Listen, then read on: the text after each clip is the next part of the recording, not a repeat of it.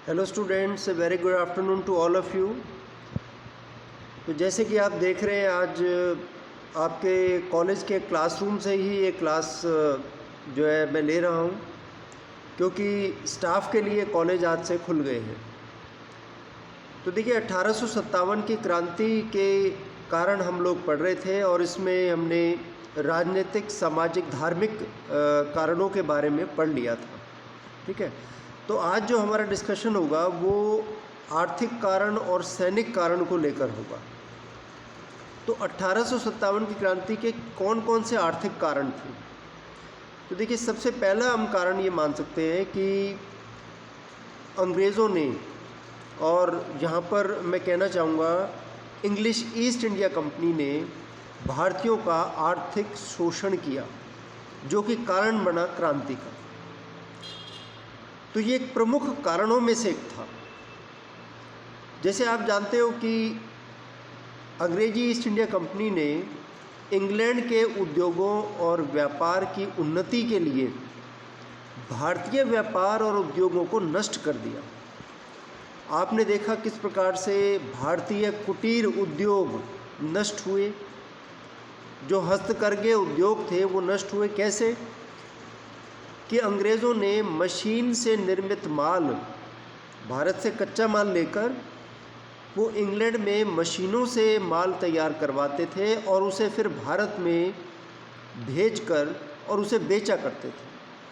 तो मशीन से जो बना माल होता था वो भारतीय हस्त निर्मित माल से सस्ता होता था और उसकी जो फिनिशिंग होती थी वो बेहतर होती थी।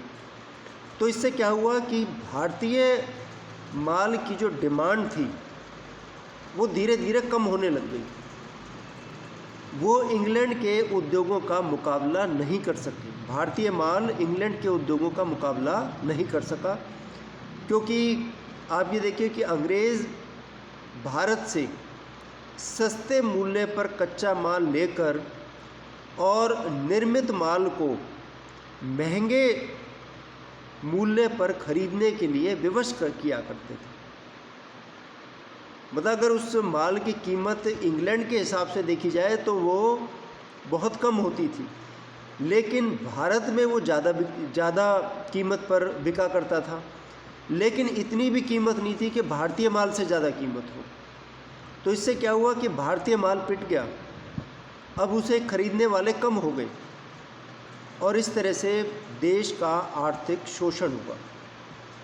यानी भारत को कच्चे माल का निर्यातक और बनी बनाई वस्तुओं का आयातक बनाकर रख दिया। जैसे कि एक रेवेन्यू, मद्रास रेवेन्यू बोर्ड का अध्यक्ष था जिसका नाम था जॉन सुलिवन। उसने एक बहुत अच्छी बात कही थी। उसने ये कहा था कि हमारी प्रणाली, हमारी मतलब अंग्रेज़ों की प्रणाली एक स्पंज की तरह कार्य करती है। स्पंज यानी फोम, गद्दा जो होता है, जैसे सीट के जो गद्दे होते हैं, इस तरह के फोम की बात करें कि हमारी प्रणाली एक स्पंज की तरह कार्य करती थी, जो कि गंगा नदी की सभी अच्छी चीज़ों को सोख कर उसे टेम्स नदी पर निचोड़ देती थी। इसका क्या मतलब हुआ? आप जानते हो कि भारत में गंगा नदी का कितना महत्व है। जैसे गंगा नदी भारत में है, वैसे ही इंग्लैंड में टेम्स नदी है, लंदन में।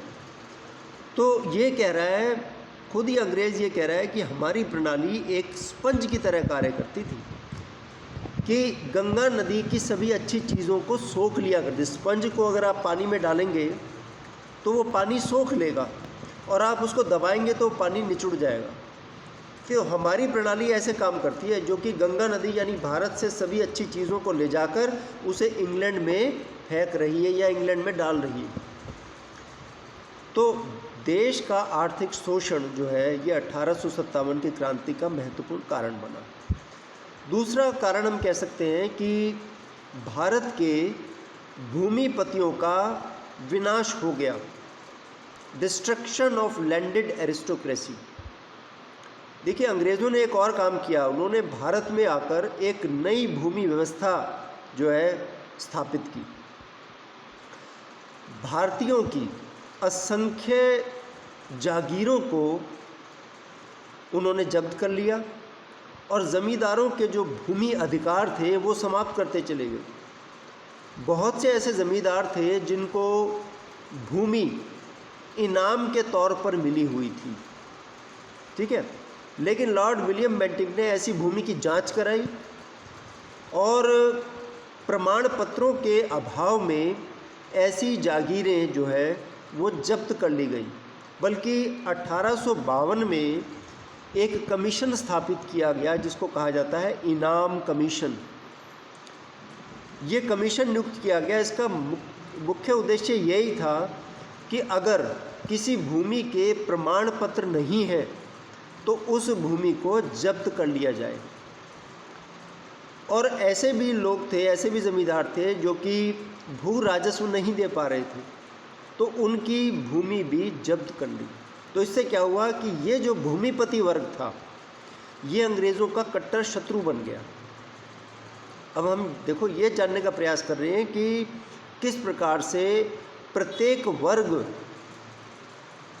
प्रचलित शासन का या मौजूदा शासन का शत्रु बन गया। तो अभी हमने पढ़ा आर्थिक कारण में हम पढ़ रहे हैं कि जो भारत के जो उद्योगपति थे, भारत के जो कुटीर उद्योग के जो से संबंधित जो लोग थे, उनके अंदर रोष फैल गया क्योंकि भारत जो है वो इंग्लैंड के माल का मुकाबला नहीं कर सका। भारत में इंग्लैंड का माल जो है बेचा जाने लगा, वो उसके खिलाफ हो गए, अंग्रेज़ों के खिलाफ। इसी तरह से जो भूमिपति थे यानी लैंडेड एरिस्टोक्रेसी जो थी, ज़मींदार थे, वो भी अंग्रेज़ों से नाराज़ हो गए। फिर आप देखिए कि बेकारी की समस्या, अगला जो पॉइंट है प्रॉब्लम ऑफ अनएम्प्लॉयमेंट। देखिए ईस्ट इंडिया कंपनी ने भारत की बहुत से रियासतों पर अपना अधिकार स्थापित कर लिया था। इससे क्या हुआ कि रियासतों में जो काम करने वाले लोग थे, पहले राजा के दरबार से जुड़े लोग, अब वो राजा वगैरह सब समाप्त कर दिए, रियासतों पर अधिकार कर लिया, तो उसमें जो लोग कार्य में लगे हुए थे उनको अपनी नौकरियों से हाथ धोना पड़ा। बहुत से लोगों की पेंशन बंद कर दी गई। तो इससे क्या हुआ, उनका जो जीवन निर्वाह था वो कठिन हो गया। और ये सब लोग भी ब्रिटिश शासन के कट्टर विरोधी बन गए। 1857 की क्रांति में इन्हीं लोगों ने बढ़ चढ़कर भाग लिया। फिर आप देखिए कि एक और जो कारण था, आर्थिक कारण, किसानों की दुर्दशा। आप जानते हैं कि ईस्ट इंडिया कंपनी ने विभिन्न प्रकार की भू राजस्व प्रणालियां लागू की भारत में। उनके बारे में आपने पढ़ा भी, जैसे कि ज़मींदारी प्रथा, रैयतवाड़ी प्रथा, महलवाड़ी प्रथा। आपने देखा कि इन तीनों प्रथाओं में नुकसान हमेशा किसान का हुआ। बहुत ज़्यादा कर लगाया जाता था, किसानों से कर उगाने के तरीके भी बहुत ही कठोर थे। तो कहने का अर्थ ये है कि जो किसान वर्ग था वो भी अंग्रेज़ों के बहुत ज़्यादा खिलाफ हो गया। ये विभिन्न प्रकार की भू राजस्व नीति अपनाकर किसानों की दशा में कोई सुधार नहीं हुआ। उनको 2 वक्त की रोटी जुटानी भी मुश्किल होती थी। तो इन परिस्थितियों में किसान जो है अंग्रेज़ों के खिलाफ हो गए। फिर आप देखिए कि there was discrimination in services also. नौकरियों में भी असमानता थी। जो बड़े बड़े पद होते थे उन पर अंग्रेज़ों को नियुक्त किया जाता था, भारतीयों को केवल छोटे पदों तक सीमित रखा जाता था।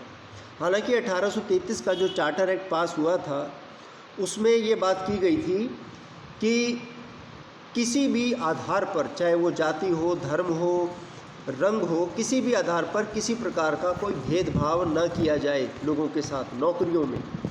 लेकिन इसका पालन नहीं किया गया, इसे व्यवहारिक रूप नहीं दिया गया था और अंग्रेज़ों की तुलना में भारतीयों को बहुत कम वेतन दिया जाता था।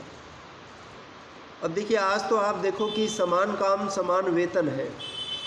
अगर कोई कहीं पर काम कर रहा है तो जो उसके साथी को वेतन मिल रहा है उतना ही उसको मिल रहा है, उसमें कोई डिफरेंस नहीं होता, खासकर गवर्नमेंट सिस्टम में। लेकिन आप देखिए उस समय ऐसा था कि किसी को कम तनख्वाह मिल रही है उसी कार्य के लिए और किसी को ज़्यादा तनख्वाह मिल रही है। तो भारतीय इस भेदभाव, इस अपमान को सहन नहीं कर सकते थे, इसलिए वो अंग्रेज़ों के विरुद्ध अब योजनाएं बनाने लगे। तो ये आर्थिक कारण सिद्ध हुए। इसके बाद अगला जो हम कारण पढ़ेंगे वो है सैनिक कारण, military causes of the revolt of 1857। तो देखिए, आप जानते हो कि ये जो क्रांति थी ये सैनिकों के माध्यम से ही शुरू हुई थी, बल्कि कई इतिहासकार तो इसे सिपाही म्यूटिनी बोलते हैं, यानी सैनिक विद्रोह। तो ये स्वाभाविक है कि जो क्रांति के बहुत से सैनिक कारण रहे होंगे। तो सबसे पहली बात तो ये कि भारतीय सैनिकों में बहुत ज़्यादा असंतोष व्याप्त था। तो उसका कारण था कि भारतीय सैनिकों को बहुत कम पदोन्नति मिला करती थी। कोई भी भारतीय सैनिक ज़्यादा से ज़्यादा सेना में सूबेदार के पद तक पहुंचता था, और डिस्क्रिमिनेशन तनख्वाह में भी थी। सूबेदार के पद तक पहुंच गया, ठीक है, मान लो कोई अंग्रेज़ सूबेदार है, उसकी तनख्वाह ज़्यादा है और भारतीय सूबेदार की तनख्वाह कम होती थी। इसके अतिरिक्त जो ब्रिटिश अधिकारी होते थे वो भारतीय सैनिकों का समय समय पर अपमान किया करते थे। 30 वर्ष की निष्ठापूर्वक सेवा करने के बाद भी भारतीय सैनिक को एक नए भर्ती किए गए अंग्रेज सैनिक की आज्ञा का पालन करना पड़ता था। इतना डिस्क्रिमिनेशन था। देखो कि कोई भारतीय सैनिक जिसने 30 साल की सेवाएं दी हो अंग्रेज़ों को, और एक नया अंग्रेज़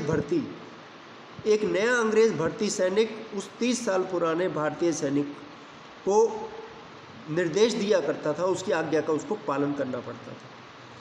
तो इसके कारण जो है भारतीय सैनिकों में बहुत रोष व्याप्त था। फिर आप देखिए कि एक प्रथम आंग्ल अफगान युद्ध हुआ था 1839 से लेकर 42 तक। अंग्रेज़ों और अफ़गानिस्तान के बीच में एक युद्ध हुआ था। ये युद्ध इसलिए इम्पोर्टेंट है कि अब तक जितनी भी लड़ाई हुई थी उन सभी में अंग्रेज़ विजय रहे थे और उनको अजय घोषित कर दिया गया, मतलब मान लिया गया था कि अंग्रेज़ जो है अजय हैं, इनसे कोई जीत नहीं सकता। लेकिन इस युद्ध में, अफ़गानिस्तान के साथ हुए युद्ध में, अंग्रेज़ों को शिकस्त का सामना करना पड़ा। कहते हैं कि 16,000 सैनिकों में से केवल एक ही जीवित बचा था अंग्रेज़ों का। तो इससे अंग्रेज़ों की प्रतिष्ठा को एक भारी धक्का लगा और भारतीय सैनिकों के हृदयों पर इसका गहरा प्रभाव पड़ा। उनको ये बात समझ में आने लगी, वो ये बात सोचने लगे कि अगर अफ़गानिस्तान के लोग, अफ़गानिस्तान के सैनिक योजनाबद्ध ढंग अपनाएं, जब उन्होंने योजनाबद्ध ढंग अपनाया तो उन्होंने अंग्रेज़ों को पराजित किया। अगर वो भी ऐसा करेंगे तो अंग्रेज़ अजय नहीं है, उनको भी पराजित किया जा सकता है। तो ये भावना जो है सैनिकों में व्याप्त हो गई। फिर आप देखिए कि क्या हुआ कि 1854-56 के बीच में इंग्लैंड क्रीमिया के युद्ध में उलझ गया। इंग्लैंड किसी युद्ध में उलझ गया, क्रीमिया का जो युद्ध था। अब इसमें क्या हुआ, बहुत अधिक संख्या में भारत से ब्रिटिश सैनिकों को क्रीमिया में वॉर करने के लिए भेजा गया। इससे क्या हुआ कि भारत में ब्रिटिश सैनिक कम रह गए और भारतीय सैनिक ज़्यादा हो गए। वो जो अनुपात था वो 6:1 हो गया, यानी 6 भारतीय सैनिक और 1 ब्रिटिश सैनिक। तो अब सेना में पहले तो ब्रिटिश की संख्या ज़्यादा थी, मतलब अनुपात ज़्यादा था। अब अनुपात कम हो गया, यानी कि ब्रिटिश सैनिक कम हो गए और भारतीय सैनिक ज़्यादा हो गए। तो उनका उत्साह बढ़ गया, वो विद्रोह करने के लिए प्रेरित हुए। पहले वो थोड़ा डरते थे जब ब्रिटिश सैनिकों की संख्या जो अपेक्षाकृत ज़्यादा थी। अगला कारण जो कह सकते हैं वो है सामान्य सेवा भर्ती कानून। ये क्या था? General services enlistment act. देखिए, एक ऐसा कानून था जिसके द्वारा सेना में, मतलब सेना से संबंधित ये कानून पास किया गया। इसके अनुसार किसी भी भारतीय सैनिक को समुद्र पार युद्ध करने के लिए या युद्ध में भाग लेने के लिए भेजा जा सकता था। आप कहेंगे ये इसमें क्या खास बात है? खास बात इसलिए कि वो ऐसा समय था कि जब समुद्र के पार जाना भारतीयों के लिए अपवित्र समझा जाता था। हम बात कर रहे हैं 19वीं सदी के उत्तरार्ध की, जब लोगों की सोच बहुत छोटी थी। आज के समय में अगर किसी को विदेश जाना हो तो ये गर्व की बात समझी जाती है, लेकिन उस समय ये समझा जाता था कि कोई 7 समुंदर पार करेगा तो इसका मतलब कि वो अपवित्र हो जाएगा। ऐसी भावना व्याप्त थी भारतीय समाज में। तो जब ये एक्ट पास किया गया कि किसी भी सैनिक को समुद्र पार युद्ध करने के लिए भेजा जा सकता है, विदेशों में भेजा जा सकता है, तो भारतीय सैनिक समुद्र के पार जाना पाप समझते थे। और जब उनको बाध्य किया गया तो वो विवश होकर उनको अपने हथियार अंग्रेज़ों के खिलाफ उठाने पड़े। सैनिक कारणों में एक बहुत बड़ा कारण था अवध का विलय। विद्यार्थियों, आपने पढ़ा कि किस तरह से अंग्रेज़ों ने अपनी जो विभिन्न नीतियाँ थीं, चाहे वो लैब्स के माध्यम से, चाहे वो युद्ध के माध्यम से अधिक भारतीय रियासतों को अपने अधीन किया और अवध का भी विलय किया था। अवध के विलय का कारण मैंने आपको बताया था कि कुशासन का आरोप लगाया गया अवध के नवाब पर, वाजिद अली शाह। हालांकि वो अंग्रेज़ों का बहुत समर्थक रहा, लेकिन अंग्रेज़ों को तो बस अधिक से अधिक भारतीय रियासतों का विलय करना था। कोई और बहाना नहीं मिला, लैब्स की नीति के तहत वो नहीं आता था, तो उन्होंने ये तरीका अपनाया कि कुशासन का आरोप लगाकर अवध का विलय कर दिया। अब अवध के विलय का 1857 की क्रांति से क्या लेना देना? बिल्कुल है लेना देना, क्योंकि अवध से सबसे ज़्यादा सैनिक थे। और जब अवध का विलय किया गया तो ब्रिटिश सेना में भर्ती भारतीय सैनिक इससे बहुत आहत हुए। उनको बहुत धक्का पहुंचा कि हमारा जो नवाब है वो तो हमेशा अंग्रेज़ों का विश्वास पात्र रहा है, उसका भी विलय कर लिया। वास्तव में वो वर्दी में किसान ही तो थे, अवध के सैनिक ही तो थे। अवध से मैक्सिमम जो है सैनिक थे अंग्रेज़ों की सेना में। तो एक ये कारण था। फिर कुछ अफवाहें भी थी। एक उड़ती हुई अफवाह ये थी कि अंग्रेज़ों का जो शासन है वो 100 साल के बाद समाप्त होने वाला है। आप जानते हो कि 1757 में प्लासी के युद्ध के पश्चात, आज ही के दिन प्लासी का युद्ध हुआ था, अगर आपको ध्यान हो, 23 जून 1757, आज 23 जून ही है। तो उनका ये मानना था, लोगों का ये अफवाह फैल गई कि 100 साल तक चलेगा बस अंग्रेज़ों का शासन, उसके बाद वो चले जाएंगे या समाप्त हो जाएगा। एक ये भी कारण बना 1857 की क्रांति का। तो आज बस इतना ही, बाकी फिर हम नेक्स्ट क्लास में पढ़ेंगे। Thank you.